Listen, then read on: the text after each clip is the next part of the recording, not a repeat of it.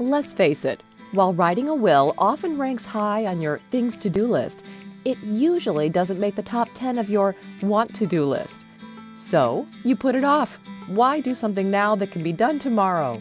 Or make excuses. It's too expensive. Or just don't think about it. Nothing bad is ever going to happen to me. Well, you're not alone. Over half of Americans don't have a will either, and for many of the reasons listed. With your Legal Shield plan, you can overcome your hesitations about estate planning and setting up your will. While the word estate may evoke images of large mansions resting in the English countryside, the truth is, no matter how large or small, if you own assets, you have an estate. Your estate can include real estate, bank accounts, investments, and personal property such as furniture, vehicles, artwork, baseball cards, etc. And your estate also includes assets you control, such as your life insurance or your 401k. The 3 goals of estate planning are managing your estate during your lifetime, distributing your estate after your death, and minimizing costs, taxes, and hassles. But why do you need estate planning? With poor planning or no planning, it becomes difficult for others to know what your wishes were for your estate, which means your estate may go through probate, for which the court will determine how your estate will be distributed, which means there may be an increased cost of distributing your estate. And if that's not enough, you might be looking at higher taxes. As you are doing your estate planning, there are 3 challenges you will face: finding the right attorney, getting it done, and choosing the right planning techniques for you, which can be no planning at all, powers of attorney, beneficiary designations, jointly held assets, will, living trust, or advanced techniques.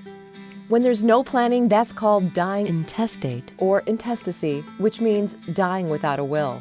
In this situation, the state has designated, by statute, how your estate will be distributed.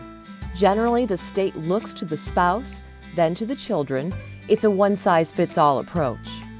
With powers of attorney, it's generally broken down to cover either managing your assets or making medical decisions for you, which usually also includes a living will. The guidelines for powers of attorney can vary greatly from state to state. Beneficiary designations can be applied to certain assets, such as life insurance, investments, pensions, and retirement accounts. These designations are not affected by provisions in a will or by probate. Jointly held assets are assets held with right of survivorship.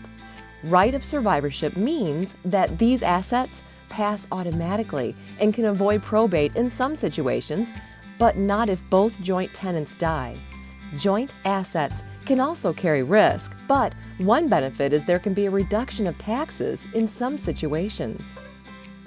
A last will and testament designates to whom you give your estate, who will be named guardians of your minor children, and who will represent you as your executor.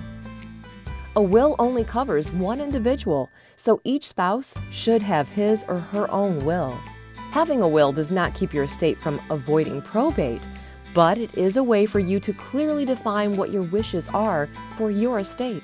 In order for a last will and testament to be effective, it must be properly executed. Living trusts distribute your assets similar to a will, can help reduce or eliminate estate taxes, and can help your estate avoid probate if done right. Living trusts are not needed for every estate, however. If you feel you need a trust, you should consult with an attorney to help you. With any estate planning, it's very important to consider not trying to do it on your own. Get legal help to ensure your wishes for your estate are recognized and acted on. If you've been putting off estate planning, the time is now to get started. Contact Wagner, Falconer, and Judd so they can help you over the hurdles.